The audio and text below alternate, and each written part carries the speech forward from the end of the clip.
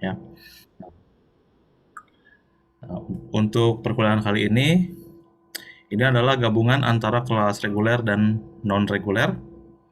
Nah, di mana akan ada pemateri lain yang akan memberikan kuliahnya pada siang hari ini, teman-teman ya. Oke,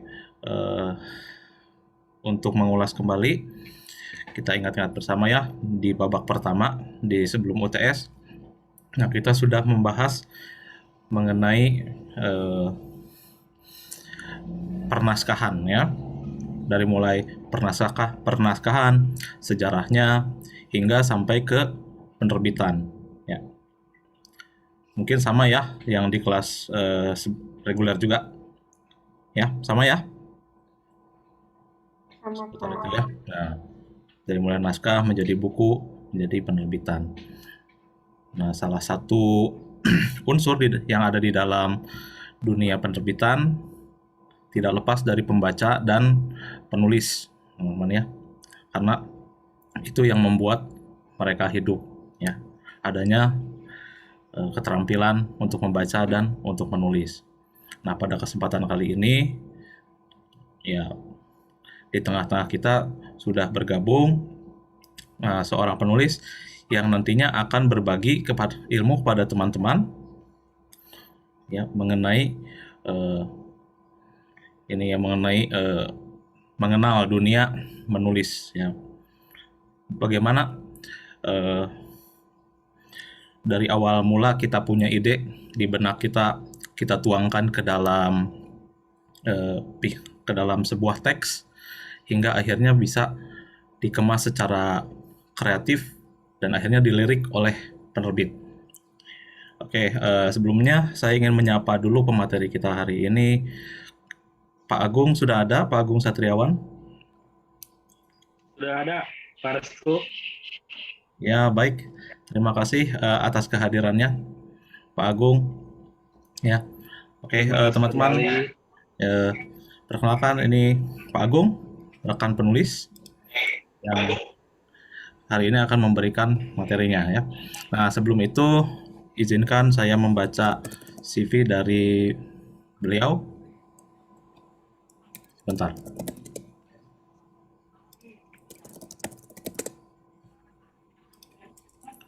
Oke. Ya, oke. Selagi menunggu, ya, perlu kita ketahui bersama bahwa di mata kuliah Entrepreneurship Literasi Bahasa ini, tujuan perkuliahannya adalah menempa teman-teman mahasiswa di sini untuk menjadi seorang wirausaha di bidang literasi bahasa. Ya, baik itu menjadi penulis pada akhirnya atau menjadi unsur dari penerbitan ya. Nah, seperti itu Pak Agung. Gambarannya siapa saja yang hadir hari ini. Nah, untuk jenjangnya, nah ini kebanyakan adalah mahasiswa IKIP Siliwangi yang sudah di semester 4 ya. Berapa sekarang? Betul 4? Semester 5. Berapa? Semester 5, Pak. Iya. Oke, jadi tingkat 2 ya, di tingkat 2. Oke, ini baru ketemu. Nah, Pak Agung ini adalah salah satu penulis novel ya, penulis novel. Adapun karya non fiksi dari beliau ya, di mana karyanya diterbitkan di penerbit major ya. Oke, teman-teman kita sudah bahas ya, mungkin kita udah tahu bedanya penerbit minor dan penerbit major. Nah ini Pak Agung ini karya-karyanya sudah diterbitkan di penerbit major. Ya, sudah terlihat teman-teman? Proses belum, Mbak. Masih proses. Sudah, Pak. Ya, oke.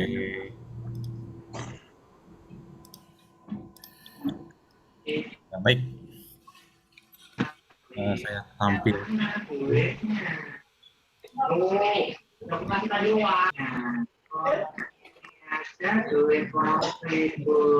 Kembali teman-teman ya.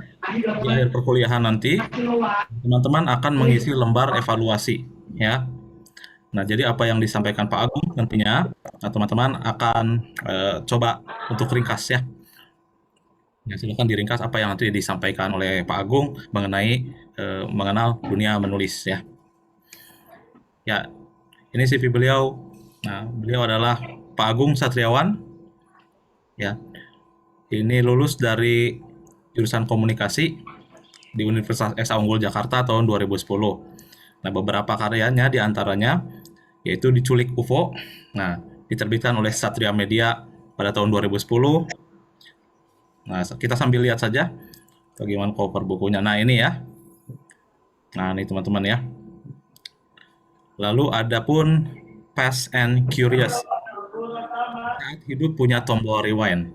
Nah, ini sepertinya menarik teman-teman ya untuk ini untuk ditelusuri nanti isinya apa. Karena saya curious atau ini atau apa penasaran.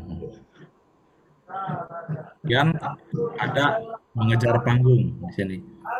Panggung, kalau mengejar panggung ini buku fiksi atau non fiksi? Fiksi itu, Oh, fiksi ya. Oke. fiksi novel juga ya. Oh, novel fiksi juga. Lalu ada Zombie Aedes. Ya, ini novel yang paling best selling ya dari Pak Agung. Oke, ada yang pernah baca karya-karyanya Pak Agung di sini? Mari Anda ya. Mari Anda yang baca Zombie ya. Namun nampaknya belum bergabung pada kesempatan kali ini. Ya. Biasa ini Pak Agung perlu diketahui dulu Ya. kuliah lewat Zoom itu seperti halnya naik angkot ya. Kita ngetem dulu baru kita mulai. Oh ya. Ya. Nah, lalu ini terbitan yang terbarunya Cerdas Sebelum Lulus. Nah, ini mungkin yang akan ini ya, yang akan bacaan sebuah bacaan yang akan berguna untuk teman-teman bagaimana cerdas sebelum lulus. Ya. Di mana teman-teman di sini juga masih Ya. dalam proses lulus. Nah, oke dengan judul-judul yang luar biasa tersebut, nah kita akan serahkan waktu dan tempat kepada Pak Agung untuk berbagi ilmu yang sangat luar biasa ini. Ya, baik. Perkuliahan saya serahkan.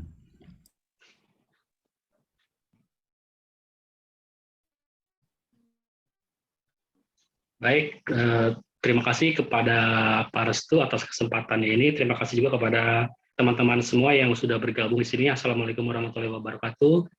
Waalaikumsalam warahmatullahi wabarakatuh. Ya, selamat siang ya semuanya. Tadi ucapan terima kasih sudah ya. Terus tadi juga Pak Restu sudah menyampaikan CV-nya. Jadi kurang lebih mungkin perkenalan sudah cukuplah dengan nama dan CV yang sudah disampaikan oleh Pak Restu yang tadi tampil di layar.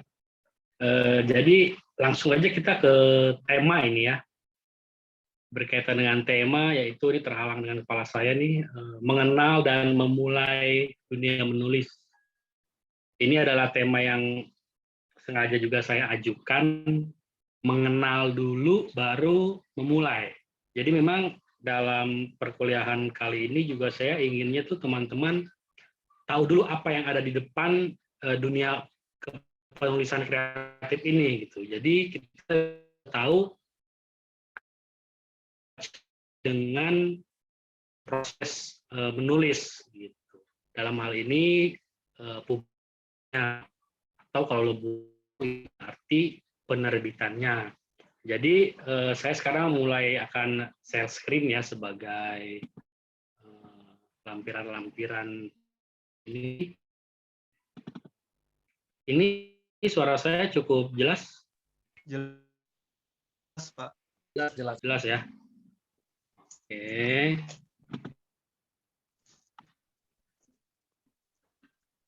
Oke. Tema kita adalah mengenal dan memulai dunia menulis ya. Nah, saya awal dengan mengenal seperti yang saya sampaikan bahwa saya pengennya teman-teman tuh tahu dulu apa yang ada di depan, apa yang bisa kita capai dari kegiatan menulis kreatif ini. Kalau kita bicara industrinya, tentu saja itu kita bicara penerbitnya ya. Kalau di musik kita label, kalau di dunia kepenulisan itu ya tentu saja penerbit gitu. Lalu terkait dengan sebentar ini ya di layar saya ada muncul notifikasi low audio. Apa ada pengurangan kualitas? Masih Kualitas bisa dengar suara dengan jelas. masih aman ya? Ya, masih bisa dengar dengan jelas. Masih ya?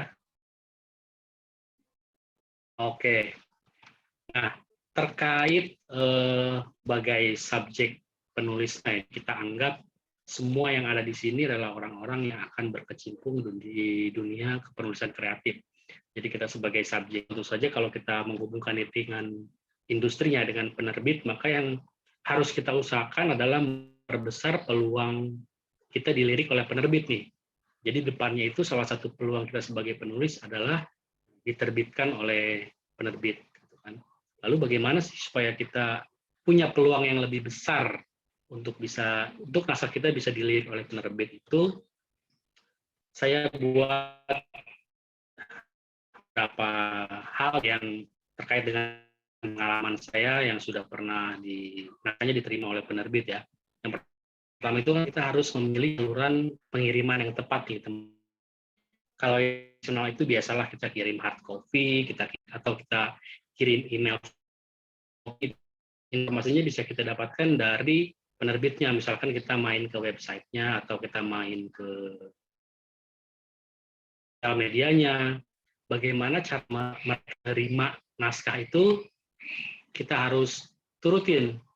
Kita percaya cara yang mereka rekomendasikan. Kalau memang mereka merekomendasikannya hard copy, berarti kita harus cetak dulu naskah kita, baru kita kirim ke alamat atau mungkin email, kita kirim email. Nah, kedua ini harus kita sesuaikan nih karakter penerbitnya dengan naskah kita, gitu. Supaya kita tidak mubazir, apalagi kalau hard copy ya, materialnya, kan, kertasnya, tintanya, juga tidak mubazir waktu menunggu.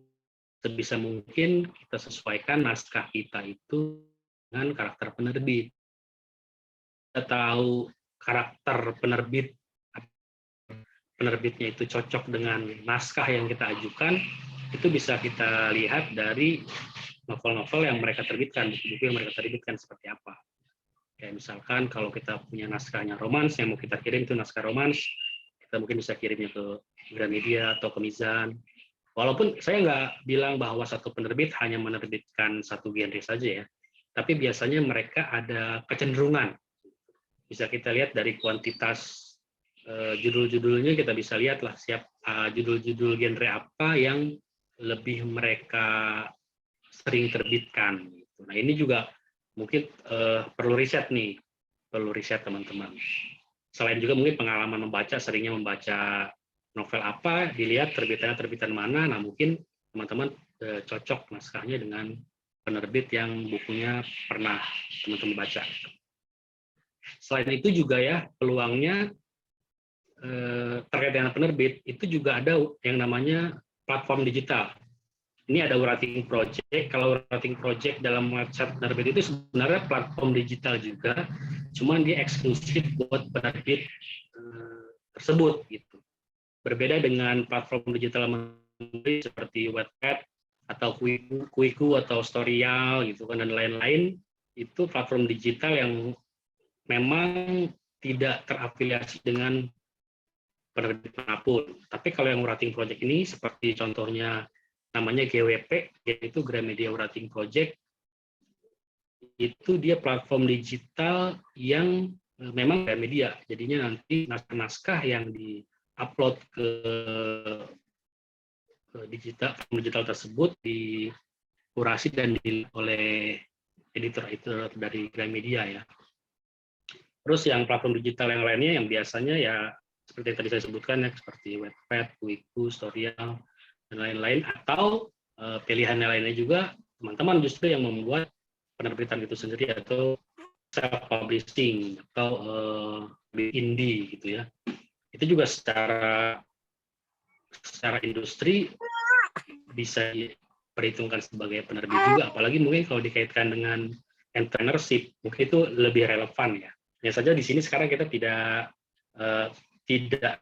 terlalu melakukan dikotomi ya, pembedaan terhadap major minor atau penerbit besar, penerbit kecil, atau penerbit yang sudah mapan atau penerbitan sendiri gitu ya. Jadi yang penting lebih kepada penerbitannya aja, penerbitan publikasi.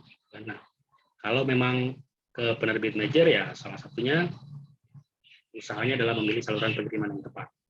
Oke. Nah, ini contoh-contoh platform digital menulis ya. Seperti Wattpad, di Wattpad saya naruh beberapa naskah, ada Kuli Piramida, komedi, Jomblo Apokalips, itu juga komedi, dan satu cerpen, yang Kuli Piramida itu ongoing. Nah, gitu teman-teman. Kalau mungkin teman-teman di sini ada yang udah pernah ya, atau udah bagi yang masih asing, platform digital itu serunya itu kita tidak perlu menunggu cerita kita itu tamat. Jadi kita bisa going itu. Bab demi bab. Jadi, walaupun cerita itu belum beres, masih dalam proses, sudah bisa diupload dan sudah bisa dinikmati oleh pembaca. Ada juga quiku.com. Saya juga naruh 2 naskah di sana, tapi sama dengan Wattpad yang Jomblo Apokalips, komedi.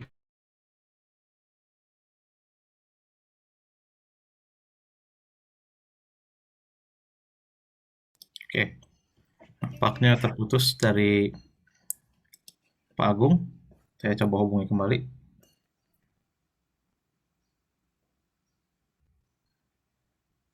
Ya. Ya, teman-teman, nanti yang ingin bertanya langsung saja di kolom chat ya, supaya nanti ketika ada sesi tanya jawab tidak menunggu lagi. Ya, sambil Pak Agung menjelaskan, nanti teman-teman boleh bertanya di sana ya. Jadi tinggal nanti saya panggil aja siapa yang bertanya ya. Oke, Pak Agung. Ini disconnect ya, Pak Restu? Ya, betul. Dari Pak Agung itu disconnect. Oke, Pak Agung, sedikit pengumuman nanti bagi yang ingin bertanya, saya tampung dulu dalam kolom chat, nanti akan saya pin ya siapa penanyanya. Ya, boleh diteruskan Pak Agung. Ini tadi kita sampai ke ini platform digital. Tadi terputusnya di pas bagian mana? Di platform digital. Platform digital, oke. Yang GWP ini, ya. Ini contoh-contoh platform digital yang ada Pet, Biku, ada EP yang tadi saya bilang sebagai platform digital menulis yang eksklusif buat penerbitnya sendiri. Nah, satu lagi peluang yang mungkin perlu teman-teman ketahui juga, itu ada yang namanya Google Playbook. Google Playbook ini bisa dibilang sebuah kerjasama Google dengan kita ya, dengan orang. Ini ibaratnya YouTube-nya penulis lah. Sama seperti yang lain kayak Wattpad, Wiku, dan GWP itu seperti YouTube-nya penulis kan. Apa namanya, karyanya berupa tulisan aja, bukan audio visual, bukan video. Nah, satu dari Google Playbook ini yang memungkinkan justru langsung yang namanya penjualan. Jadi jual e-book. Jadi kalau teman-teman punya naskah yang sudah selesai, teman-teman itu bisa menguploadnya ke Google. Jadi teman-teman berperan sebagai penerbitnya. Saya pun sudah mencobanya. Saya sudah ada 2 naskah yang saya coba upload di Google Playbook. Satu calon mualaf, yang satu kitab cinta. Nah, itu kan formatnya e-book. Jadi kita akan mendapat profit sharing antara kita sebagai pemilik bukunya dengan Google sebagai medianya. Nah, ini juga patut teman-teman pertimbangkan sebagai hal yang patut dicoba gitu ya. Karena hal yang produktif yang patut dicoba kalau teman-teman memang punya naskah yang dipublish. Nah, selain tadi kita udah, yang pertama tadi kita memilih saluran pengiriman yang tepat ya untuk memperbesar peluang kita dilirik oleh penerbit. Yang berikutnya adalah ini udah mepet ke teknis dan kreatif, ya, enak dibaca. Jadi untuk memperbesar peluang dilirik oleh penerbit itu kita harus punya naskah yang enak dibaca. Nah, maksudnya bacanya ini penerbit itu banknya ada satu orang yang biasanya peran sebagai editor nantinya, editor naskah-naskah yang masuk ke sebuah penerbit. Nah, karena yang dibaca ini berhubungan dengan hal teknis. Ini udah mungkin teman-teman di sini karena guru atau calon-calon guru, inilah mungkin pentingnya kita dulu dan sekarang belajar bahasa Indonesia ya. Itu udah berkaitan dengan yang namanya tanda baca, karena orang yang pertama kali membaca naskah kita adalah editor, itu kesan pertama yang ada itu harus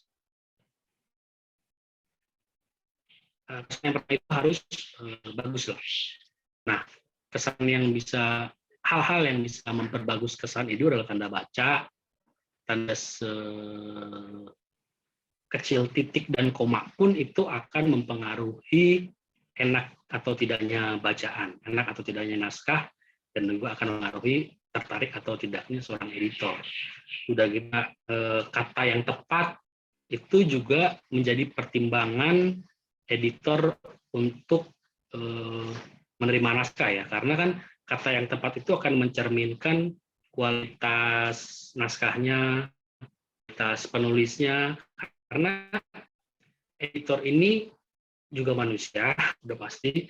Jadinya sebisa mungkin kan mereka tidak ingin kerjanya terlalu capek mengurusi hal-hal teknis gitu. Karena namanya editor kan dia akan mengkurasi semuanya dari segi logika cerita, dari segi tanda baca. Jadi semakin minim kerja capek dia di praproduksi itu, di pengeditan itu, dia akan semakin senang ya. Seperti pilihan kata tepat itu maksud saya seperti ini yang saya tuliskan, seperti ubah. Orang yang biasa nulisnya kan rubah ya, merubah itu harusnya mengubah kan, karena kata dasarnya adalah ubah bukan rubah. Atau misalkan seperti hal-hal yang tulisan seperti apa, praktik atau praktek gitu kan, atlet atau atlet, juga kata-kata yang justru maknanya bisa berbeda ketika ada kata lain seperti acuh atau tak acuh.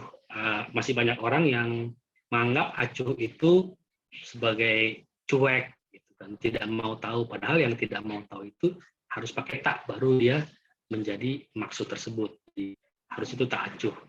Contoh-contoh kesalahan ini kan bisa kita temukan di lagu-lagu ya, seperti lagunya The Massive atau Wahyu Slow, itu ada kata-kata yang menggunakan acuh, tapi sebenarnya maksudnya secara konteks kita itu sebenarnya tak acuh. Gitu. Nah, hal-hal seperti ini akan meringankan kerja editor dan akan memperbesar peluang kita untuk dilirik oleh penerbit naskahnya.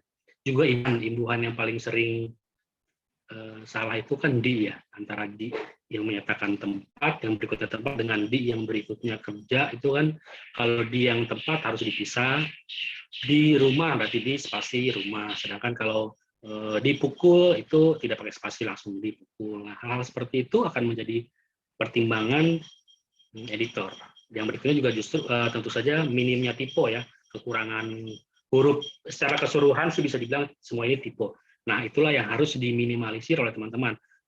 Minimnya typo ini mungkin secara teknis, misalkan teman-teman menggunakan Microsoft Word, itu kita bisa menggunakan trik, misalkan kita sudah pernah menemukan satu typo di kata tertentu. Misalkan saya sering salah mengerti itu jadi megenerti. Nah, itu kan bisa diakali dengan replace all. Nah, hal seperti itu yang bisa secara teknis, secara proses akan mempermudah teman-teman dalam misi membuat naskah yang enak dibaca ini. Nah, ini intermezzo aja. Ini pentingnya, gambaran pentingnya tanda baca ya.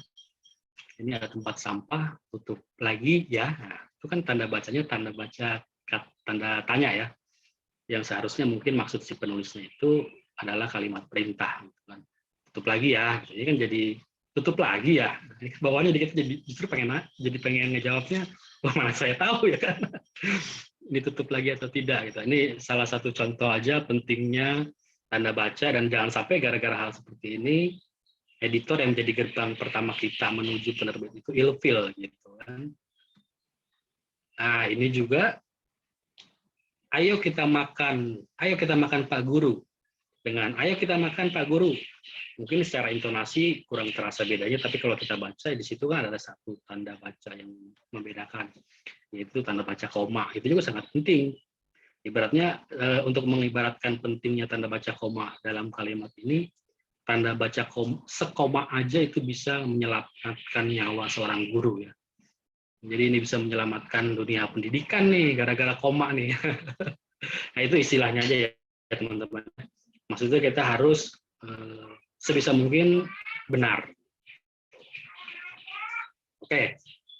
Untuk berikutnya dalam hal mengenal dunia penulis dan menembus penerbit ini memperbesar peluangnya adalah, nah baru nih kita masuk nih ke hal kalau tadi teknis, sekarang hal kreatifnya gitu. Itu kita memiliki ide cerita yang unik. Bagaimana kita bisa menampilkan naskah dengan ide cerita yang unik kepada gerbang pertama kita menuju penerbit adalah judul yang menarik. Walaupun judul nantinya seperti yang saya alami di naskah saya yang Fast and Curious itu judul aslinya adalah Palang Waktu. Dan ketika proses editing akhirnya diputuskan berubah judulnya jadi Fast and Curious. Nah, judul yang menarik itu penting karena dia akan menjadi kesan pandangan pertama ya, atau ibaratnya jatuh cinta pada pandangan pertama itu dari judul. Yang kedua, tema yang menarik. Tema yang menarik ini biasanya satu bab pertama atau sinopsis. Jadi tergantung kebijakan dari penerbit ya. Ada yang penerbit dia dalam satu proses tertentu mempertimbangkan satu bab pertamanya udah harus menarik gitu kan, udah harus menggambarkan tema yang menarik, atau ada kalanya ketika naskah kita sudah diterima, terus kita sudah punya hubungan yang lebih personal dengan editor, itu mereka hanya perlu mengetahui sinopsis dari naskah yang diajukan selanjutnya. Nah, tapi sebisa mungkin ya kita tentukan saja bahwa satu bab pertama itu harus benar-benar menggambarkan tema yang menarik. Oke. Nah, setelah tadi kita mengenal, tadi kan kita baru mengenal nih masalah dunia kepenulisan, dunia penerbitnya. Sekarang barulah kita benar-benar masuk ke unsur kreatifnya ya dari dunia menulis ini. Jadi saya berharap ini teman-teman sambil praktek sih, saya berharap sih teman-teman sambil membuka Microsoft Word atau WordPad atau Notepad atau mungkin kepantangan sekalipun nggak masalah, yang penting saya berharap sih bisa dari sini benar-benar mulai sebuah cerita, atau kalau yang sudah ongoing sudah mulai punya gambaran cerita, itu sudah di sini tinggal sharing aja lah gitu, tinggal menajamkan hal-hal teknis dan kreatif. Yang pertama, ketika kita ingin mulai sebuah cerita teman-teman, ini dulu ya, disclaimer dulu ya, bahwasanya apa yang saya sampaikan di sini kan ini bukan ilmu eksakta juga ya. Maksudnya bukan berarti ini satu-satunya metode yang benar. Ini hanya apa yang saya bagikan ini adalah berdasarkan pengalaman aja. Dari sekian banyak metode itu nggak ada hubungannya dengan salah benar sih. Semua bisa kita aplikasikan. Tinggal mana yang nyaman menurut teman-teman. Kalau memang apa yang saya sampaikan ini nyaman, silakan digunakan. Kalau tidak, mungkin nanti teman-teman ngalamin lagi ada workshop penulisan yang lain tapi dengan metode yang lain pun tidak masalah. Atau mungkin teman-teman bisa menganggap yang dari saya atau dari yang penulisan itu sebuah kepingan yang bisa disatukan, yang bisa saling melengkapi ya. Nah, tapi kalau saya saya merasa lebih mudah menggunakan cara seperti ini. Yang pertama, saya menciptakan dulu semestanya, teman-teman, dalam sebuah cerita. Cerita fiksi ya, ini kita menciptakan dulu semestanya, berarti kita menciptakan dulu dunianya, menciptakan dulu buminya. Nah, formula kalimat yang bisa kita gunakan dalam memancing ide dalam menciptakan semesta ini adalah kalimat bagaimana jika.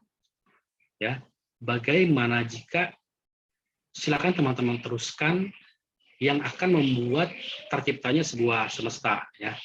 Di sini saya akan kasih contoh di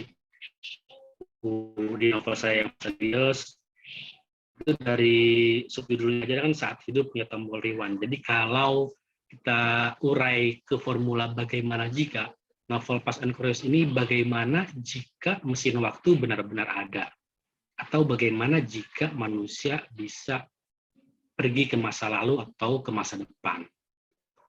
Itulah bagaimana jikanya novel Fast and Furious ini. Atau jika yang zombie Aedes misalkan, saya itu menggunakan, kalau kita urai ini formulasinya, bagaimana jika wabah zombie melanda dunia termasuk Indonesia.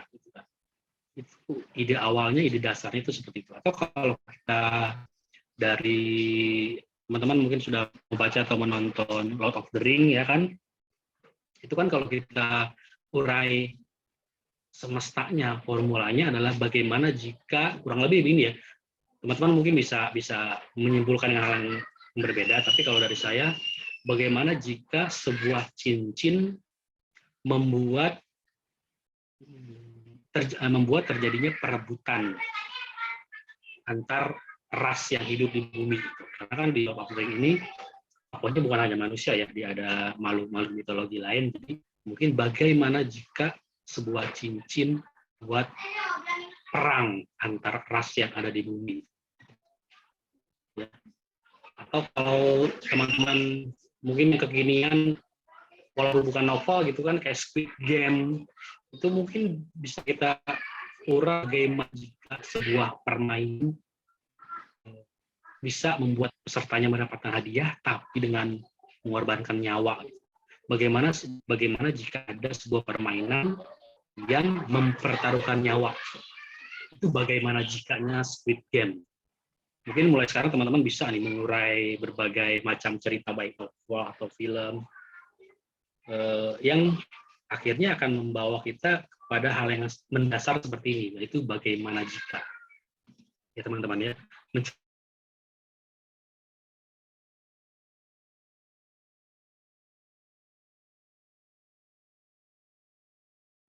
Ya,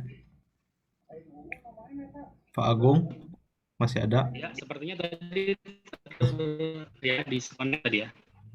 Disconnect pas yang di Ya, bagaimana jika ya.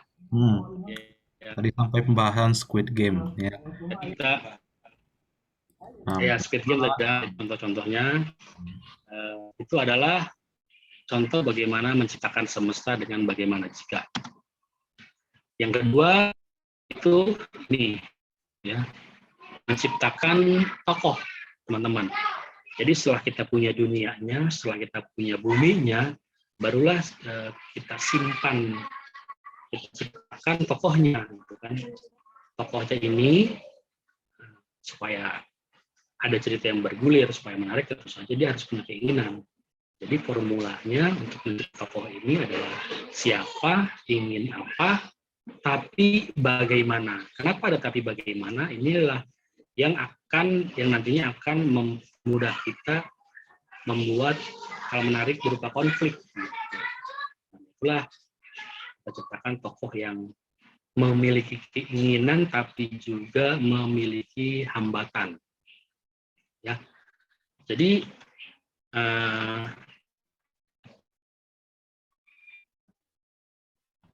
kalau tadi bagaimana jikanya sebentar ini taruhlah ini harusnya ya masalah tokoh. Kalau tokoh tadi semestanya di novel Fast and Furious itu kan bagaimana kalau ternyata mesin waktu bisa membawa kita ke masa lalu atau masa depan. Itu saya tokohnya bernama Kavi. Jadi kalau saya membuat formulasi siapa ingin apa tapi bagaimana, itu jadi Kavi ingin kembali ke waktu dia berasal. Tapi dia harus menemukan orang dan alat yang tepat agar bisa kembali ke waktu tersebut. Atau kalau zombie Aedes, maksud tokohnya adalah Bagas. Ini dengan formula siapa ingin apa itu, jadinya Bagas selamat, Bagas membuat dunia kembali normal, meskipun sudah banyak manusia yang mati karena wabah. Tapi dia harus bertahan hidup dari ancaman para penggigit atau si zombie-zombie tersebut. Kalau kita contohkan lagi ke Lord of the Ring, biar masih sama contohnya, itu kan nama tokoh utamanya Frodo ya, Frodo Frodo satu ya, Frodo Begin ya. Frodo. Nah, Frodo ini kan salah satu orang, dia tokoh utamanya lah ya. Jadi kalau kita kaitkan dengan formula siapa ingin apa tapi bagaimana adalah Frodo ingin menghancurkan cincin pembawa petaka itu ke lembah apa namanya itu, lembah Mordor di gunung itu ya. Tapinya dia harus berhadapan dengan orang-orang atau makhluk-makhluk yang justru menginginkan cincin itu jadi milik mereka. Itulah penciptaan tokoh yang ada dalam sebuah semesta yang sudah kita buat sebelumnya. Nah, terus kita mulai nih, kalau kita udah tahu formula-formulanya, bagaimana mengambil idenya, itu menuliskan berikutnya adalah menuliskan ide cerita ya teman-teman. Yang pertama, kita bisa menulis premis. Premis ini bisa kita artikan sebagai keseluruhan cerita dalam satu kalimat. Formulanya tinggal kita gabungin tuh yang tadi tuh. Antara semesta dengan tokoh. Antara dunia dengan peran yang punya keinginan dan hambatan.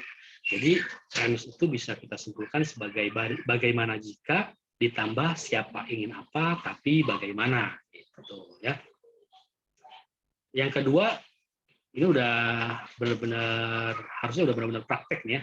Mudah-mudahan kalaupun tidak langsung saat setelah ini teman-teman bisa langsung mempraktekannya. Yang kedua itu adalah memilih sudut pandang. Ini biasa yang berhubungan nantinya dengan kata sapa atau kata panggil yang ada di tulisan yang kita buat. Misalkan sudut pandang pertama itu biasanya aku, saya, atau gue gitu kan. Jadinya kata panggil yang ada nantinya berhubungan dengan sudut pandang orang pertama, itu aku, saya, atau gue. Ya, ada juga sudut pandang orang kedua, tapi ini yang saya tahu jarang sih, walaupun ada tapi jarang. Sudut pandang orang kedua ini berarti menggunakan kata dia. Jadi tokoh utamanya diceritakan oleh orang lain, oleh kita, tapi kitanya mesti terlibat di dalam cerita tersebut.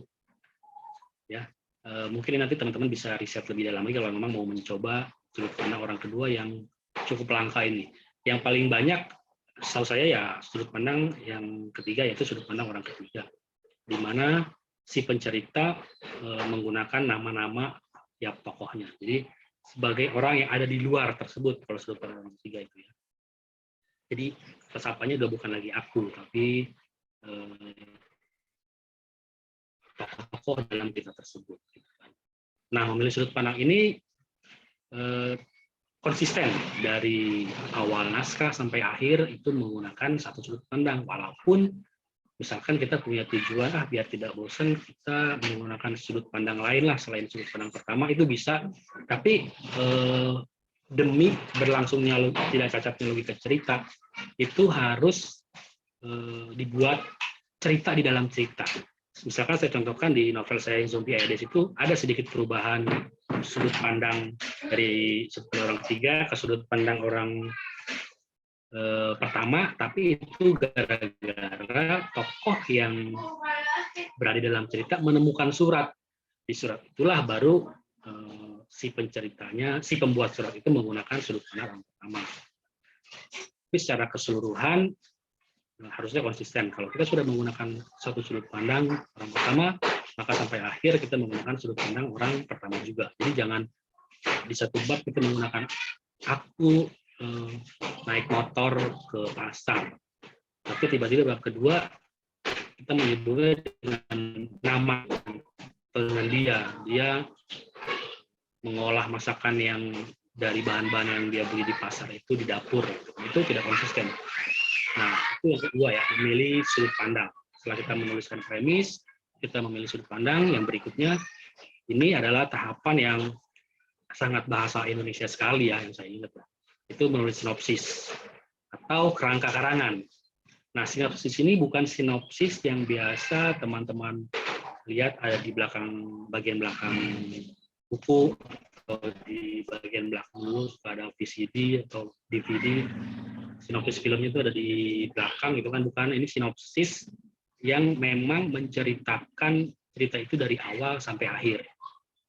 Tapi ya ini baru teman-teman doang yang tahu gitu kan. Ini bukan hal yang sepatutnya bocor ke orang lain karena spoiler nantinya. Nah, jadi sinopsis ini adalah sinopsis yang merupakan kerangka karangan yang secara teknis, kalau saya menggunakan teknisnya begini. Satu paragraf yang saya tulis di dalam sinopsis adalah satu bab dalam sebuah novel gitu.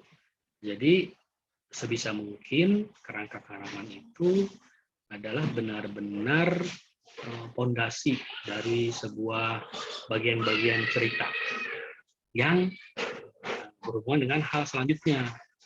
Nah, sinopsis nih kita mendalaminya ini ke sinopsis ya, mungkin kita punya waktu di sini karena kalau kita benar-benar membuat novel itu hal yang hampir mustahil ya kita membuat novel langsung di sini. Nah, sinopsis ini berkaitan dengan plot yang saya maknai secara sederhana itu susunan suasana cerita dari awal sampai akhir. Itu ada banyak sih sebenarnya bentuk-bentuk plot yang dianut oleh berbagai macam penulis itu macam-macam. Tapi pada intinya secara prinsipnya umumnya sih sama sih. Kalau saya menyimpulkannya sejauh ini adalah seperti ini. Yang pertama pengenalan tokoh utama, ya. Lalu kemudian pengenalan masalah. Nah, pengenalan masalah ini biasanya bertujuan dengan apa sih tujuan tokoh utama gitu. Seperti misalkan di Lord of the Ring itu sudah di awal-awal sudah dimulai. Orang sudah dibikin tahu bahwa tujuan mereka itu adalah membawa cincin dan menghancurkannya itu ke sebuah tempat. Yang kedua, pengenalan solusi, itu apa yang harus dilakukan. Ini kan bagian dari pengenalan masalah juga sebenarnya. Yang keempat itu perjalanan menuju solusi. Berikutnya kemunculan hambatan. Nah, inilah di kemunculan hambatan inilah teman-teman bisa memasukkan unsur-unsur yang mengejutkan, karena salah satu yang menarik dari sebuah cerita itu hal-hal yang mengejutkan, hal-hal yang tidak disangka oleh pembacanya. Salah satu peluang atau salah satu titik yang bisa teman-teman jadikan tempat munculnya hal yang mengejutkan adalah di kemunculan hambatan ini, di konflik ini, baik itu perdebatan, penangkapan,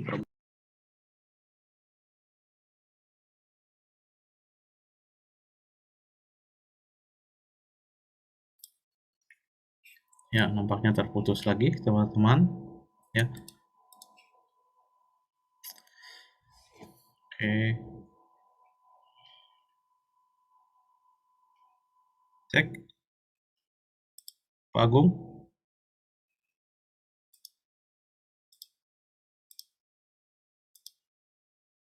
Cek. Ya, bagaimana sekarang? Sudah ada suaranya? ya sudah. Di yang lain ya? gimana? Yang lain? Sudah ada lagi, oke. Sudah ada Pak. Ada Pak. Ya. Lain masih aman? Ya, barusan terakhir sampai ke Oke. sinopsis ya? Ya, sampai sinopsis. Ya, betul. Sampai ke masih sinopsis ya. Oke, ini kemunculan hambatan tadi mungkin udah ya. Nah, berikutnya penyelesaian hambatan. Ini biasanya puncak-puncaknya nih.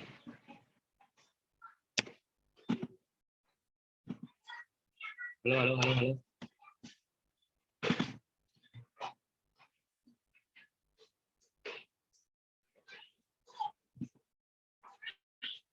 Ya, Masih ada? masih ada. Oke. Share screen-nya masih ada ya? Yang Kalau- Microsoft Ada PowerPoint. Pak. Kalau itu tidak, belum. Mulai muncul lagi. Baru mulai muncul. Oh, sekarang udah ada lagi ya. Oke. Tadi sampai di sinopsis. Ya, oke. Kemunculan hambatan, lalu penyelesaian hambatan ini biasanya yang bisa dibilang ini puncaknya itu biasanya ada di sini ya, ada di kemunculan hambatan, ya, konflik terbesar bisa dibilang, atau penyelesaian hambatan ini bagian dari klimaks dari sebuah cerita. Lalu yang terakhir adalah gambaran keberhasilan atau penutup atau resolusi orang biasa bilangnya juga begitu. Ini perlu disampaikan sebagai pembeda antara masalah yang belum terselesaikan dengan masalah setelah selesai. Atau di sini kita biasanya orang mempertimbangkan di penutup itu masalah happy ending atau ini. Itu pilihan sih ya. Kalau yang penulis yang tega ya bisa sad ending. Oke. Nah ini salah dua contoh aja dari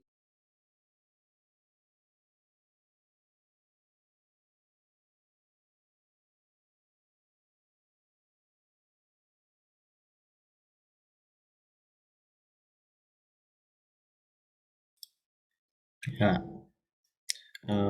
ya walaupun terputus-putus, tapi saya akan coba berusaha nanti untuk memaparkan kembali intisarinya ya. Teman-teman jangan khawatir dan itu pun bisa melihat rekaman ulangnya nanti. Oke, Pak Agung sudah bergabung kembali, Pak Agung.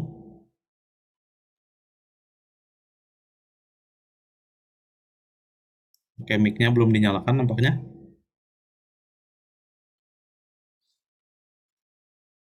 Oke. Saya lihat ada, hanya mikrofonnya Pak Agung belum dinyalakan. Ada ya. Oke ya. Oke, saya nggak tahu ini kenapa nih, mungkin ada sabotase dari negara tetangga. Ya, nampaknya Kenapa jadi sering disconnect gini? Tapi ya hitung-hitung itu semacam jeda lah ya, jeda dalam sebuah perkuliahan. Tadi sampai di saya share screen lagi sebentar. PowerPoint. Oke. Itu tadi sampai di merupakan plot.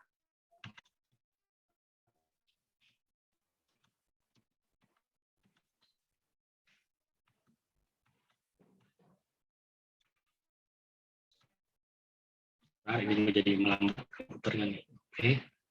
Oke, udah sampai di sini kita tadi ya. Lalu selanjutnya, nah plot ini gambaran grafiknya.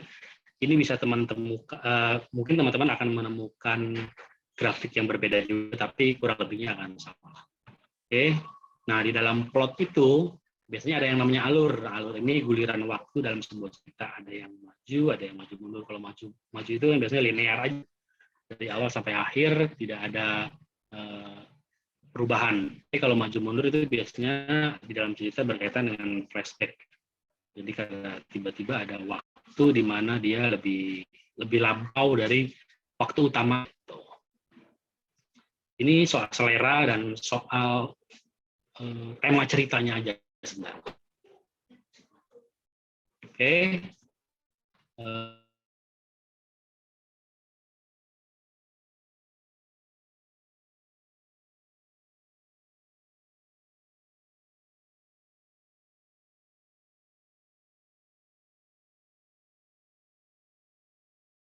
Ya, sambil menunggu kembali, nanti silakan teman-teman yang ingin bertanya boleh lewat kolom chat. Tetapi saya akan ini ya, karena di sini ada kelas reguler dan non reguler.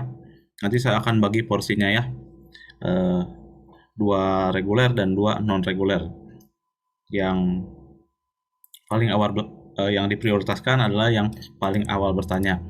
Nah, apabila nanti masih ada waktu, nah kita akan lanjutkan dengan diskusi. Nah, setelah itu nanti baru kita akan bagikan link presensinya ya.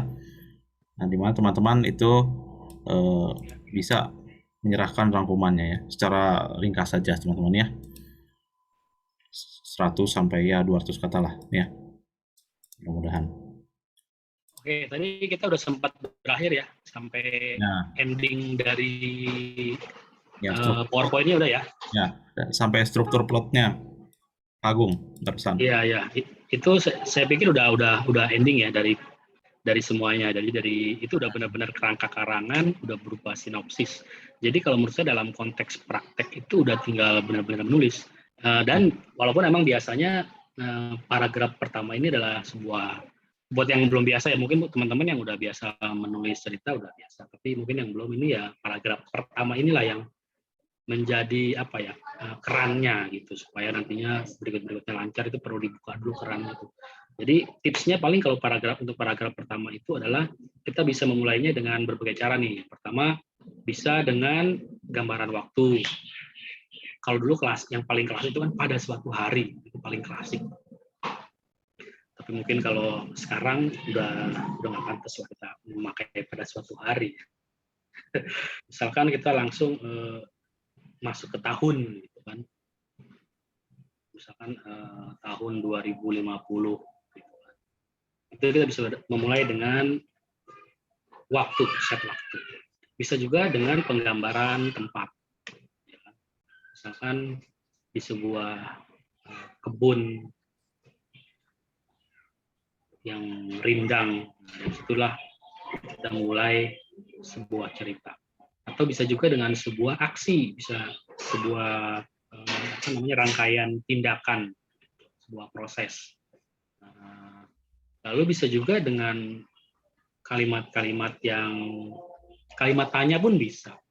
Kalau biasanya kalimat tanya itu kalau memakai sudut pandang orang pertama ya, yang biasa menggunakan aku, misalkan tahu-tahu paragraf pertamanya, mungkinkah aku mengangkat mobil ini dengan tanganku? Nah, itu kan dengan kalimat tanya. Berikutnya udah bisa bergulir menjadi sebuah cerita. Nah, itulah mungkin tipsnya itu sih kalau menurut saya. Yang tadi Pak Restu mengadakan apa tadi? Masalah kata 200 kata itu. Ya, gimana? Tadi Pak Restu mengajak teman-teman untuk membuat yang 200 kata itu apa? Oh, saya kurang dengar awal-awal. Oh, jadi itu nanti rangkuman kuliahnya Pak Agung. Oh, rangkuman kuliah. Nanti itu teman-teman urusannya dengan mahasiswa diminta mengirimkan resumenya apa yang sudah Pak Agung jelaskan dan apa yang sudah didapatkan oleh teman-teman mahasiswa ke dalam absen. Jadi absennya seperti itu Pak Agung bentuknya. Oh, atau mungkin bisa ditambahkan jadinya selain 200 kata tentang perkuliahannya, karena ini adalah mata kuliahnya menulis ya, 200 katanya itu udah termasuk sebuah cerita, itu lebih keren sih. Nah, ide yang bagus ya. Iya kan, jadi benar-benar praktikum gitu. Iya, betul. Baik. Ini sekarang kalau paparan intinya kan sudah saya sampaikan. Betul. Entah sekarang kita mau coba praktek atau mau kita coba buka sesi tanya jawab sih, saya serahkan ke Pak Restu. Ya, baik. Mungkin kita lanjutkan dulu ke sesi tanya jawab ya Pak Agung, kalau misalkan berkenan di waktu lain mengisi kuliah lagi, langsung ke sesi praktik ya. Insya Allah, karena lihat dari jadwalnya Pak Agung ini sibuk ya. Sibuk nganggur ya. Iya. Oke, ya terima kasih sebelumnya Pak Agung atas paparannya yang sangat menarik dan mengesankan ini ya. Mudah-mudahan teman-teman semua di sini mendapat pencerahan ya. Pak Agung, kalau biasanya teman-teman mahasiswa dengan saya ini mungkin hanya sekadar teori belajarnya ya. Ada satu buku yang dirujuk. Nah, kemudian tentang tentang penulis dan penerbitan ya, atau dari sumber-sumber di internet kita diskusikan di sini. Ya, tetapi dengan adanya Pak Agung ini kita bisa lihat ya teman-teman semua realisasinya seperti apa di penulisan itu gitu. Nah, itu Pak Agung ya yang biasanya kita lakukan di setiap hari Sabtu gitu. Ada presentasi dari teman-teman gitu mengenai penulisan. Ya, mungkin dari teman-teman juga masih dari saya sendiri pun gitu masih terbilang minim pengalaman di bidang kepenulisan ya. Makanya saya undang Pak Agung untuk memperkaya ilmu baik untuk saya sendiri, untuk teman-teman juga. Nah, ini berawal dari sepertinya banyaknya minat teman-teman ya untuk menjadi penulis gitu ya, tetapi saya tidak bisa fasilitasi karena memang bidang berkarya saya seperti yang Pak Agung tahu bukan di sana ya, di penulisan buku ya, tapi mungkin Agung tahu menulis lagu ya, menulis lagu. Penulisan lagu gitu, karena kalau secara bidang formal saya di bidang bahasa terapan Pak Agung. Ya, di applied linguistic ya, linguistik terapan. Nah, Kalau saya bidangnya seperti itu mungkin ya. Nah, karena untuk itu ya teman-teman supaya memfasilitasi nih minat teman-teman di dalam dunia tulis menulis, nah dihadirkanlah Pak Agung ini sebagai salah satu rekan penulis juga dan sebagai penulis juga yang cukup berpengalaman. Nah, untuk itu, nah di sini telah dihimpun beberapa pertanyaan ya yang yang cukup luar biasa juga Pak Agung ini. Mungkin kalau kita lihat kolom chat lagi sudah tidak ada di Pak Agung ya. Jadi izin saya memanggil saja ya. Siapa-siapa yang bertanya nanti boleh langsung sajalah ya, langsung saja enaknya dibacakan ulang ya. Dan ini dari Irma Herliana. Silakan, ada Irma? Ada Pak, saya. Oke, sebentar saya ini dulu ya. Saya pin dulu. Oke. Nah, saya pin dulu Pak Agung dan Irma. Oke, Irma, silakan pertanyaannya dibacakan lagi.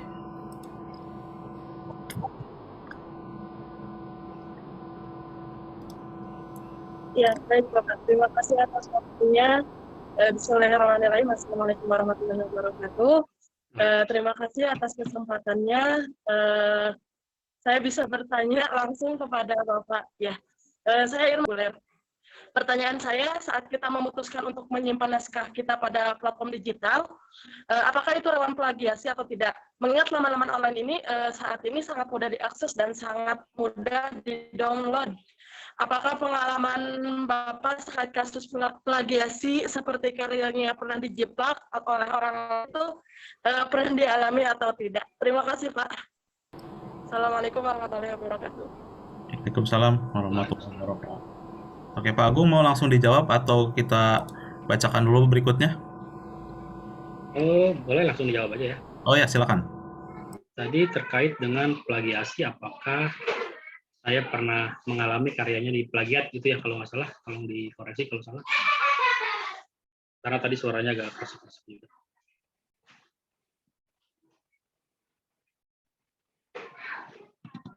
Halo? Ya. Ya.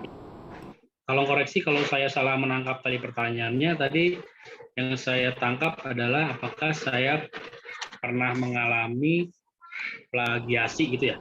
Dan ini pendapatnya Pak Agung, bagaimana kalau misalkan naskah-naskah kita atau tulisan-tulisan kita disimpan di platform online itu, apakah direkomendasikan atau tidak?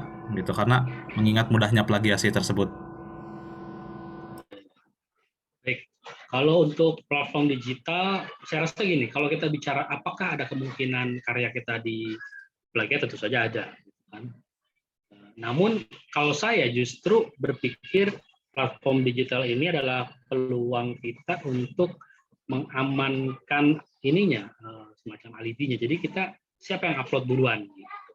Dari segi itu ya, dari segi waktu justru dengan menguploadnya itu kita bisa mengetahui kalau emang di depannya ada sengketa gitu kan kepemilikan hak intelektualnya, justru dengan kita mengupload ke platform digital itu setidaknya kita sudah bisa memasang patok lah gitu, bahwa kitalah yang mengupload naskah itu terlebih dahulu.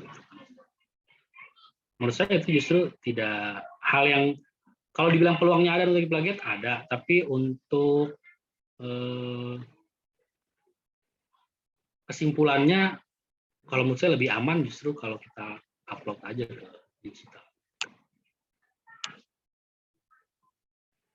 Begitu sih. Jadi berarti gini, jangan sampai ketakutan kita terhadap plagiasi itu mengurung kita untuk berkarya gitu, atau untuk mempublish karya kita. Karena gini, karena juga udah ada teknologi juga kan yang bisa menentukan apakah sebuah karya itu hasil plagiat. Saya lupa lagi itu apa namanya, ada tuh aplikasinya ya. Jadi sekalipun nanti ada penerbit yang ternyata sebenarnya dia udah nerbitin naskah kita nih, tapi udah diklaim sama orang lain, itu kan penerbit juga bisa melacak.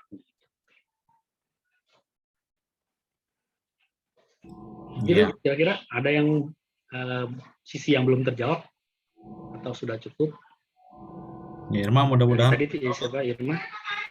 Ya.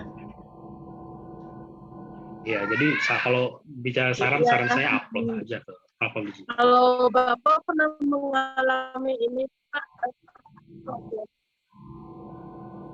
Mengalami Di ya, Pak. contek ya. oh Gimana Saryana? saya nggak tahu sih. Kalau saya di plagiat atau enggak saya nggak tahu. Saya sampai saat ini sih belum menemukan gitu. Karena plagiat itu kan hal yang saklek ya, hal yang memang ada ukurannya sebagaimana dan seberapa sebuah karya itu bisa dianggap plagiasi. Karena kan nanti jangan sampai kita justru terkukung dengan ketakutan plagiasi, padahal itu sebenarnya suatu hal yang inspirasi. Gitu. Kita takut, misalkan saya nih punya novel Zombie Aedes, itu adalah inspirasinya memang dari game, dari cerita-cerita yang udah ada gitu kan, dari film-film gitu. Tapi itu adalah bagian dari inspirasi. Itu bisa dikaitkan dengan ide tuh. Emang salah satu ide kita dalam membuat cerita selain dari karya yang sudah ada, selain dari pengalaman pribadi, pengalaman orang lain yang kita saksikan, itu juga dengan karya yang sudah ada. Jadi Betul. untuk masalah plagiat saya belum pernah memplagiat dan belum pernah diplagiat. Ya. Terima kasih Pak Agung. Ya kalau Siap, saya sama-sama. boleh memberikan pandangan lainnya dari dari segi kesastraan ya. Teman-teman, itu ada yang dinamakan intertekstualitas. Ya, di mana teks itu sebenarnya nggak ada yang original ya. Nah, kita selalu menurunkan ide orang lain ke dalam teks kita. Nah, benar nggak kalau misalkan teman-teman jawab soal ujian ya. Nah, teman-teman kan biasanya kan dapat inspirasi atau dapat sumber pemikiran antara dari buku atau dari sumber-sumber lain yang teman-teman baca ya. Nah, jadi jangan khawatir juga kepada teman-teman yang akan menulis ya, seperti yang disampaikan Pak Agung, bahwa platform digital itu justru bukan dapat dimanfaatkan sebagai pihak ketiga untuk melindungi karya kita. Nah, seperti itu ya Pak Agung ya, kurang lebihnya. Karena di sana ada Ya, betul. jejak timestamps-nya ya, atau rekam jejak waktunya. Dimana kalau misalkan ada yang menyengketakan, nah kita bisa merujuk ke platform digital tersebut. Kalau di YouTube, nah di YouTube itu ada konten ID ya teman-teman, dimana kalau kita misalkan upload ulang video orang, biasanya terdeteksi bahwa kita tuh mencontek. Nah, mungkin di platform-platform penulisan juga ada hal serupanya ya, yang mungkin saya kurang tahu nih ya. Oke, terima kasih Irma atas pertanyaannya, yang mudah-mudahan bisa mencerahkan, dan mudah-mudahan buat teman-teman yang lain juga jadi tidak takut lagi untuk berkarya ya. Nah, saya pindah dulu ke teman-teman dari kelas reguler ya. Di sini ada dari Arasi ya. Arasi ada? Arasi. Halo.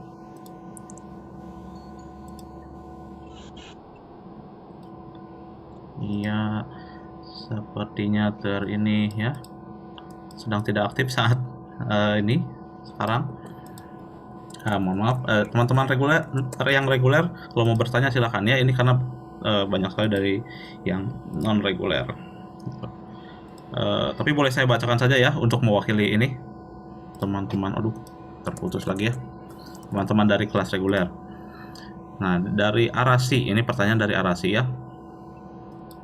Arasi bertanya bahwa mohon izin bertanya, apakah menyusun premis naskah non-fiksi sama seperti yang dipaparkan di materi tadi?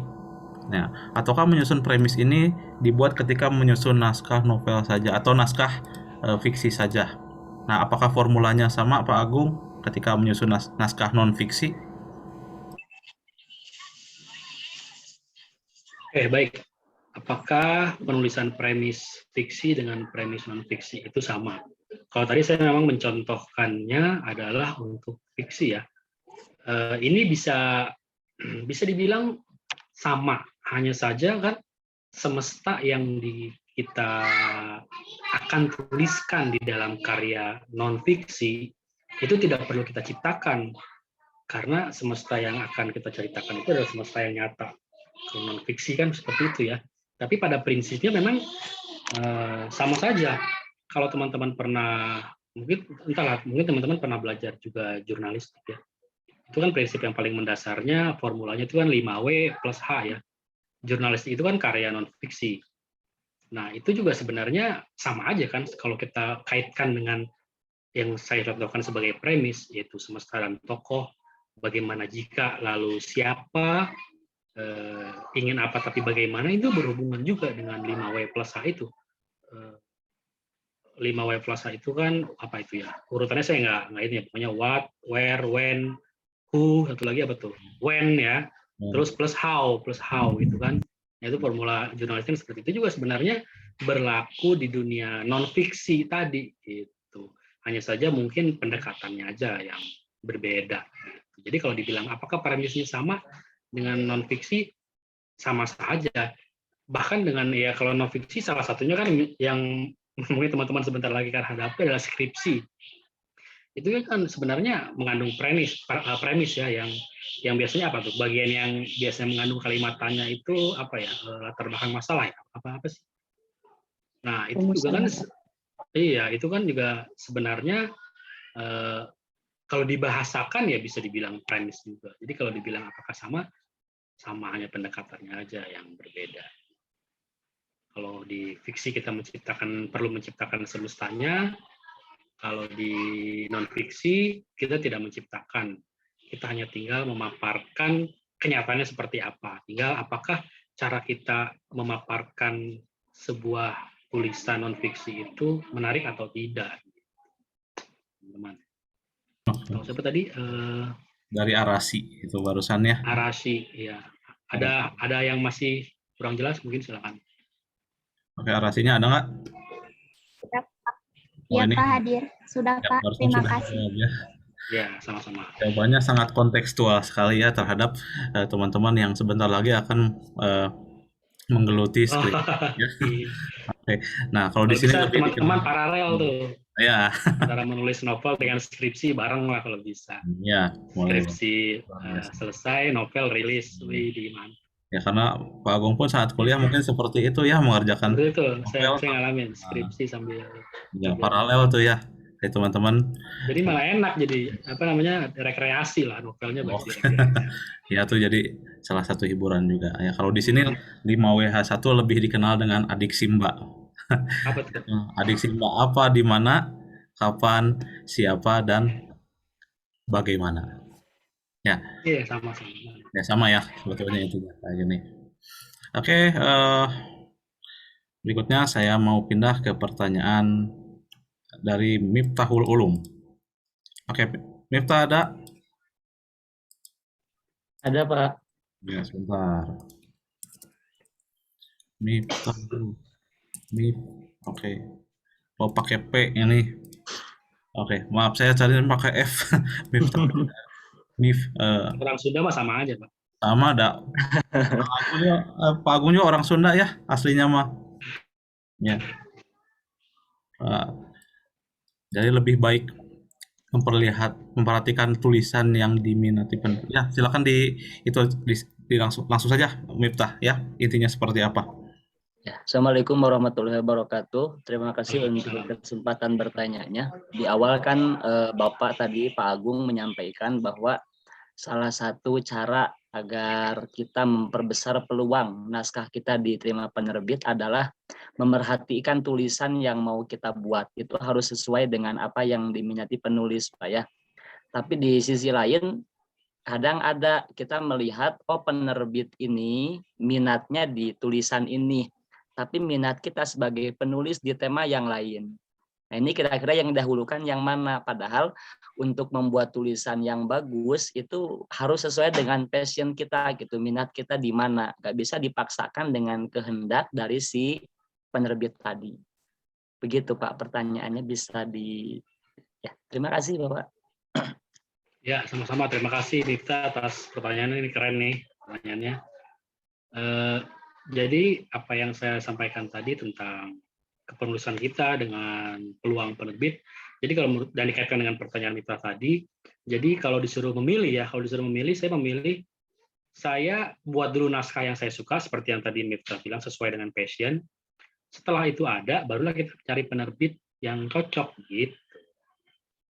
Jadi bukan kita meriset, penerbit ini biasanya mengeluarkan buku seperti apa ya, mengeluarkan novel-novel seperti apa ya. Barulah kita buat novel itu kan. Kalau memang yang diinginkan penerbit itu sesuai dengan passion kita kan, kalau dikaitkan dengan passion. Kalau tidak kan kita ya jadi capek hati lah ibaratnya, ngerjain tapi nggak enjoy gitu kan. Jadi kalau menurut saya praktisnya adalah kita mengerjakan naskah, kita membuat naskah, membuat cerita itu, membuat buku itu adalah dengan yang kita sukai gitu. Baru setelah itu kita cari penerbit yang cocok dengan naskah kita. Saya yakin ada. Saya yakin ada. Jadi begitu. Jadi kita buat dulu apa yang biasanya kalau untuk tahu naskah, biasanya ini ada pergolakan juga nih dari pengalaman sharing teman-teman saya juga yang jadi penulis, yang pengen jadi penulis. Itu kita bagaimana sih tahu naskah yang pengen kita tulis seperti apa? Gampangnya gini. Tulislah apa yang ingin kamu baca. Jadi kamu sukanya apa sih? Ya tulis. Kamu suka selama ini misalkan suka baca novel komedi gitu kan. Berarti kalau kamu bertanya novel apa yang sebaiknya saya coba untuk tulis, ya novel komedi. Saya suka baca romans atau saya baca serial detektif. Berarti kalau saya ingin mencoba menulis, saya menulis naskah seperti apa ya sesuai apa yang dengan yang kamu sukai dalam membaca begitu. Jadi begitu Miftah. Berarti mungkin bisa disimpulkan bahwa sebetulnya fleksibel ya, kalau kita sudah punya koneksi dengan penerbitnya, baru kita tuh di situ kalau kita bisa ya menulis sesuai dengan apa yang mereka inginkan gitu Pak ya. Tapi kalau misalkan belum ada koneksi ke penerbit, kita ya udah kita nulis dengan passion kita dulu, baru kita cari penerbit yang sesuai dengan apa yang kita tulis, begitu Pak ya? Betul sekali. Dan itu saya alami Miftah. Saya yang pas on Curious itu kan novel komedi, saya ngirim ke Bukune. Nah, yang mengejar panggung itu kan Bukune juga. Itu by order. Jadi yang mengejar panggung itu udah by order. Setelah saya rilis yang pas on Curious, editornya punya gagasan bagaimana kalau bikin novel komedi lagi tapi temanya musikal gitu kan. Nah, itu kan udah by order tuh. Saya udah nggak ngajuin naskah, tapi mereka ngasih peluang gitu kan, bisa nggak bikin tema yang seperti ini. Ya karena waktu itu saya pikir masih komedi juga, masih dunia saya juga, masih hal yang saya suka juga ya saya coba jalanin. Akhirnya sinopsisnya apa yang saya ajukan di awal itu diterima, akhirnya ya terus lanjut jadi buku Mengejar Panggung itu begitu. Benar tuh, kalau udah ada koneksi baru kita bisa menyesuaikan. Toh nantinya kita bisa memilih mau kita ambil apa enggak nih gitu. Baik Pak, terima kasih Pak jawabannya. Siap. Sama-sama. Wah, ini hal baru, Agung, bagi saya juga. Iya. Jadi menulis dulu sesuai passionnya, baru nanti ada yang melirik kita. Nah, ini mungkin terjadi juga di dunia musik yang saya jalani gitu ya. Nah, karena begini teman-teman ya, betul. Manapun, baik menulis buku maupun menulis karya sastra lainnya. Nah, ketika kita survei dulu, misalkan survei ke penerbit, wah penerbit ini sukanya genre yang kayak gini, penerbit ini sukanya yang kayak gini. Nah, lalu kita menulis sesuai dengan keinginan penerbit. Nah, khawatir saya ke depannya ya, teman-teman kalau menerapkan cara seperti itu justru akan tertekan ya. Akan dituntut oleh penerbitnya sendiri, karena ya penerbitnya menganggap bahwa kita itu seperti bunglon ya, yang bisa menyesuaikan bagaimana mereka ingin itu. Jadi silakan passionnya di itu dulu ya, jangan ada rasa khawatir karena terlalu unik ya. Silakan saja di ini dulu ya, ditulis dulu apa yang menjadi passionnya di bidang masing-masing. Terima kasih Miftah ya. Kalau Miftah bertanya ini biasanya suka genre gitu ya, suka genre mulai dari latar belakang, metodenya ya. Ya, terima kasih. Ada 2 pertanyaan yang sudah kita jawab. Nah, berikutnya masih ada nggak ya ini pertanyaan? Oh, masih ada nih ya. Saya kembali Dari kelas reguler, ada pertanyaan lagi? Selain Arasi, siapa? Kalau tidak ada, saya lanjut lagi. Saya lanjut ke Ai saja ya. Ai ada. Maaf, maaf. Nanti setelah Jalaluddin dulu, silakan. Maaf, saya salah baca urutan ya. Nanti kalau masih ada kesempatan, mudah-mudahan masih ada ya. Jalaluddin, silakan. Baik, terima kasih Pak Restu. Mohon izin Pak Agung untuk bertanya. Assalamualaikum. Bagaimana menulis bagi pemula berdasarkan pengalaman Pak Agung? Sementara kan kebanyakan kita, sebagian mahasiswa mungkin hanya menulis itu karena suatu kewajiban tuntutan seperti tugas ataupun hal yang lainnya gitu kan. Nah, berkaitan dengan hal itu, bagaimana pengalaman Pak Agung menulis? Jadi sebelum mempunyai karya, tentunya kan ada rasa takut ataupun hal takut kesalahan dan sebagainya gitu kan. Mungkin pengalamannya bisa diceritakan sehingga membuat kita termotivasi atau meminimalisir kesalahan gitu kan. Mungkin terima kasih seperti itu. Ya, pengalaman Baik. pertama. Ya. Ya, pengalaman, terima kasih ya. Ini keren juga pertanyaannya. Bagaimana bisa dibilang bagaimana awal mulanya ya saya menulis dan bagaimana supaya tidak apa itu tadi takutlah untuk dalam hal salah ya, bagaimana meminimalisir kesalahannya. Jadi saya pikir gini, menulis itu kan diawali dengan membaca. Artinya keinginan kita menulis itu biasanya berbanding, yang saya rasakan ya, karena kan pengalaman nih yang saya rasakan itu berbanding lurus. Jadi keinginan menulis itu berbanding lurus dengan besarnya keinginan kita membaca. Gitu. Nah, supaya kita kalau kita mau mulai menulis, memang itu sudah seharusnya kita mulai dengan banyak membaca gitu. Nah, secara teknis banyak membaca inilah yang akan membantu kita dalam mulai menulis. Karena apa? Semakin banyak bacaan, kita semakin punya banyak referensi. Kita semakin banyak punya contoh. Kita semakin banyak punya tema-tema, contoh-contoh tema yang sepertinya akan membuat kita nyaman untuk memulai menulisnya. Dari kita mulai nyaman membacanya, jadi kita tahu nih, ternyata selama dari sekian banyak buku, dari sekian banyak genre buku yang saya baca, ternyata di genre inilah saya merasa nyaman. Dengan begitu, sangat logis kalau hal itu pula lah yang akan membuat kita nyaman kalau kita mau mulai menulis. Nah, kalau kita sudah punya modal banyak bacaan, gitu kan, nyambung nih ke pertanyaan Jalaluddin, kita tidak perlu takut untuk salah dalam memulai menulis. Karena apa? Karena kita sudah punya banyak referensinya. Dan referensi itulah yang harus kita perbanyak. Jadi bacaan kita harus kita perbanyak nih. Supaya apa? Supaya itulah nanti mungkin berhubungan dengan plagiasi. Jadi ada rumusan gini, sedikit meniru, sedikit yang kita tiru itu akan plagiasi. Tapi semakin banyak yang kita tiru, itulah namanya referensi. Jadi semakin banyak yang kita tiru, kita kompilasi, kita gabungin ini, ternyata dari sini gaya sini begini, gaya sini begitu, jadilah justru tulisan kita sendiri, karakter kita sendiri dari berbagai macam gaya-gaya kepenulisan dari berbagai penulis. Makanya jangan cuma baca satu genre, jangan cuma baca dari satu genre itu, jangan cuma baca dari satu penulis gitu. Karena itu akan memperkaya kita, dan kekayaan dari membaca itulah yang akan membuat kita punya modal untuk memulai menulis. Itulah mungkin yang pengalaman saya. Jadi saya juga belum berani menulis di awal-awal karena merasa kalau diingat-ingat lagi sekarang, karena saya belum punya banyak bacaan. Begitu saya punya banyak bacaan, barulah saya mulai berani menulis. Gitu. Kang Jalal. Ada yang belum terjawab?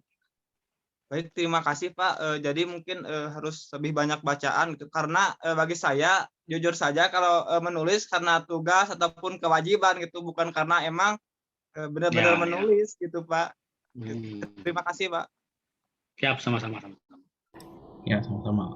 Satu pertanyaan lagi ya yang akan kita jawab sama-sama Pak Agung.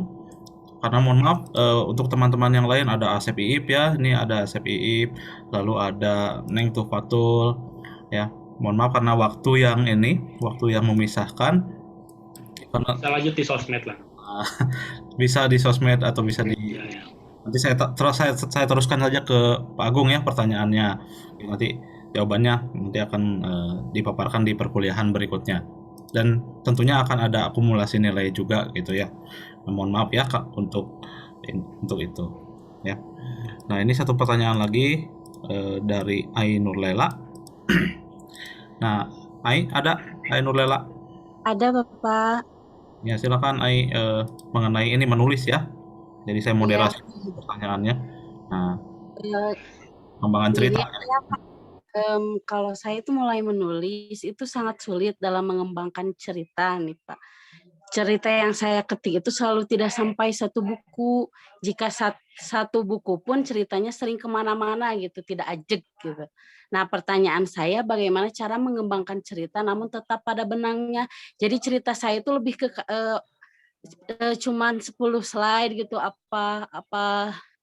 12 slide, jadi jatuhnya seperti cerpen gitu Pak. Tapi saya itu ingin menulisnya mulai novel, namun jika dikembangkan malah jadi kemana-mana. Nah, tipsnya nih Pak, bagaimana cara untuk mengembangkan cerita namun tetap pada benang merahnya. Oke, terima kasih. Hai, pertanyaan yang bagus nih. Jadi sebelum saya jawab, justru saya ingin membuat penghiburan dulu nih. Biasanya kalau orang yang menulis cerita kemana-mana kan berarti idenya banyak ya. Berarti setidaknya dalam hal ide cerita itu kan berarti dia nggak kekurangan gitu kan. Justru berlebihan gitu, sampai luber lah jadi kemana-mana. Nah, ini juga mungkin berkaitan dengan hal teknis yang sudah sempat saya sampaikan. Tinggal disaklekin aja. Ketika kita sudah punya satu ide cerita, kita harus berani membatasi juga gitu kan. Itulah pentingnya kerangka karangan. Kalau tadi dikaitkan dengan biasanya cuma jadinya jadi cerpen gitu kan. Kalau ini pengennya jadi novel, karena emang gini, yang perlu saya ingatkan juga di awal kita membuat cerita memang kita sebaiknya sudah bisa menentukan ya bahwa ide cerita yang kita punya ini mau kita jadi apa. Mau kita jadi novel, mau kita jadi cerpen, cerbung, atau mau jadi skenario film mungkin gitu kan. Itu harus sudah kita tentukan tuh, dan kita harus konsisten terhadap pilihan kita. Misalkan kalau emang kita mau bentuk novel, teknisnya sudah saya sampaikan seperti yang tadi. Jadi setiap satu paragraf dalam sinopsis itu konsisten, satu paragraf harus menjadi satu bab. Dan sinopsis itu adalah, nah ini buat meminimalisir kemungkinan kemana-mana tadi ya, itu adalah sudah berhubungan dengan plotnya, kan? Jadi sinopsisnya itu satu paragraf ke paragraf berikutnya itu sudah merupakan rangkaian yang mengandung plot. Gitu. Jadi dari mulai babak 1, 2, dan 3 atau pengenalan masalah, penyelesaian masalah sampai akhir hasil dari penyelesaian masalah. Itulah gunanya sinopsis, salah satunya adalah itu untuk membatasi kita. Jadi kalau Ai udah berhasil menulis sinopsis dari awal sampai akhir seperti yang saya contohkan tadi, itu kan secara teknis, itu insya Allah berarti udah bisa membuat novel yang tidak akan kemana-mana, selain mengaplikasikan satu paragraf dalam sinopsis itu menjadi satu bab. Begitu. Jadi cuma tinggal kita membuat kerangka karangan dan kita konsisten terhadap kerangka karangan tersebut. Gitu. Adapun, tapi gini, jangan sampai gini. Sampai justru kemana-mana, saya khawatirnya justru gini, kemana-mananya yang dialami Ai ini sebenarnya hal yang bagus gitu, hal yang bisa emang mengembangkan cerita gitu kan. Tinggal ya kita kasih pagar pembatasnya aja. Mungkin salah satu tipsnya gini, jangan sampai perkembangan ceritanya itu overdosis terhadap tokoh utama, itu aja. Jadi kalaupun ada perkembangan cerita itu punya relevansi dengan tokoh utama, jangan sampai dengan tokoh pembantunya. Nah, inilah yang mungkin yang akan membuat ceritanya jadi akhirnya gitu. Susah mau mengakhirinya karena perkembangan yang dilakukan itu bukan terhadap tokoh utama, melainkan tokoh, kalau di sinetron ada istilah tokoh layer keduanya, gitu, tokoh pembantunya lah. Begitu. Jadi kalaupun ada perkembangan itu harus pastikan harus berkaitan dengan tokoh utama. Jadi nggak bakal melenceng ke konflik yang sudah kita tentukan. Kayak gitu ya. Jadi kalau disimpulkan, buat sinopsis dari awal sampai akhir dan konsisten terhadap sinopsis tersebut. Gimana, Ai? Terima kasih, Bapak. Oke, sama-sama. Ya, terima kasih Ai, terima kasih Pak Agung. Siap, Ya, sama-sama, Pak Restu. ya nampaknya harus sudah kita akhiri perkuliahan kita yang seru ini di Sabtu ini. Mudah-mudahan ada kesempatan lain ya Pak Agung, karena saya lihat antusiasnya sangat tinggi dari teman-teman ini. Ya, mudah-mudahan bisa hadir kembali. Amin. Ya, nah kalau Pak Agung ada kesempatan. Ya, teman-teman, link untuk presensi teman-teman sudah bisa isi ya, dan ada di kolom chat. Nah, silakan teman-teman paparkan kembali secara ringkas saja apa yang sudah Pak Agung sampaikan ya. Nanti kita akan aplikasikan juga ya teknik-teknik yang barusan dibagikan. Nah, izinkan sebelum kuliah ditutup saya membacakan ringkasannya ya. Oke, oh ya, tolong beri aplaus dulu untuk Pak Agung ya, karena sudah menyampaikan materinya dengan sangat baik ya. Terima kasih. Ya. Terima kasih Pak Agung. Sama-sama. Ya. Nah, secara garis besar ringkasannya seperti ini untuk teman-teman ya. Pak Agung membagikan bahasan agar naskah kita dilirik penulis. Nah, kita perlu memilih saluran penerimaan yang tepat. Nah, secara tidak langsung pun ini ditanyakan oleh Miftah barusan ya. Nah, bagaimana jika kita punya passion ya, maka tumbuhkanlah tulisan kita sesuai passion kita, dan jangan khawatir nanti akan dilirik sendirinya oleh penulis apabila kita senantiasa meningkatkan kualitas tulisan kita ya, seperti itu. Yang kedua, yang enak dibaca. Nah, ini berkaitan juga dengan aspek kebahasaan dan aspek kesastraan yang sehari-hari ya teman-teman ini pelajari selama kuliah ini ya, mulai dari aspek kebahasaan seperti ejaan ya teman-teman ya.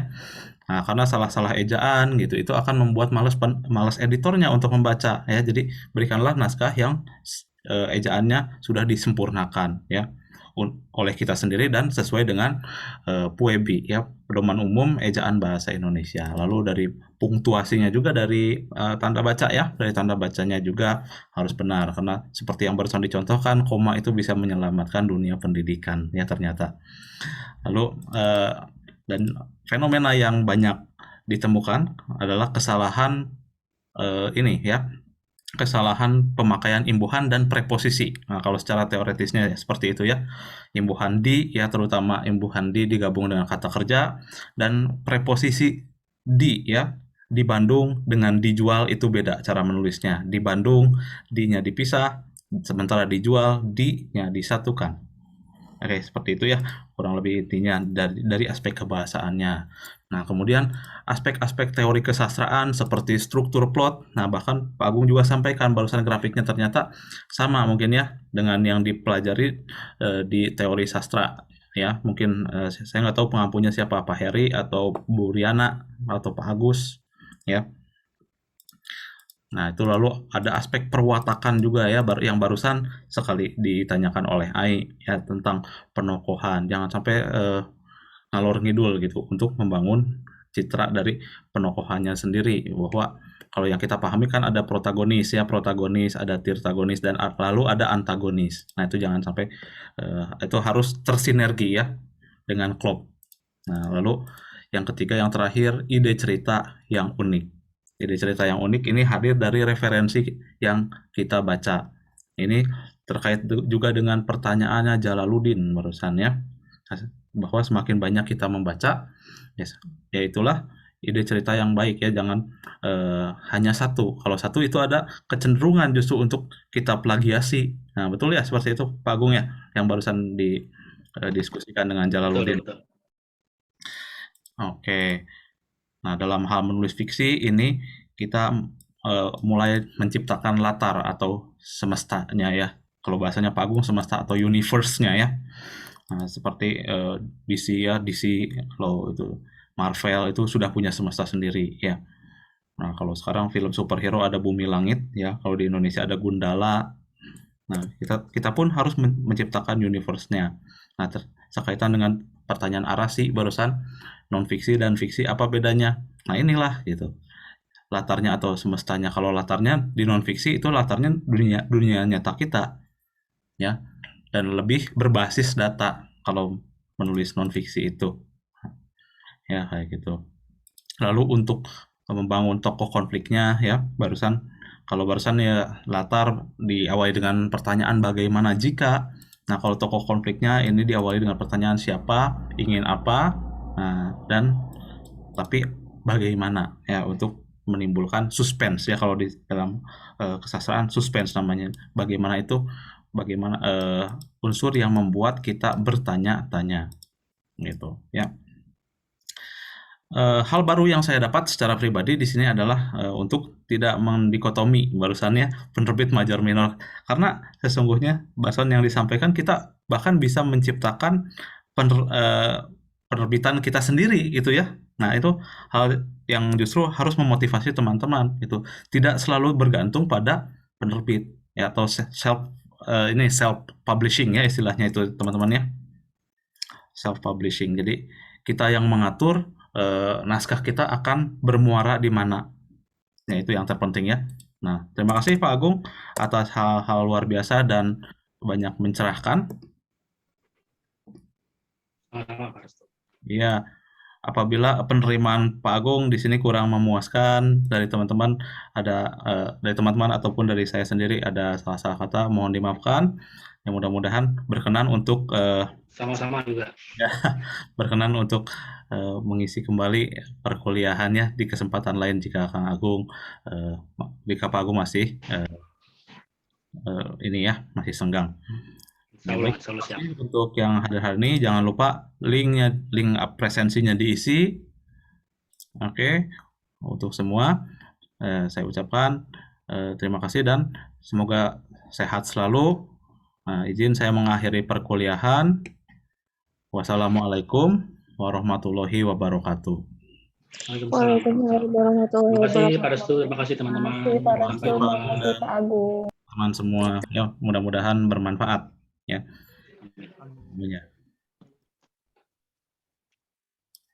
Ya, teman-teman yang non reguler masih stay ya, karena masih ada mata kuliah Busari ya. Iya betul, Pak. Oke, silakan ya dilanjutkan. Saya izin lip.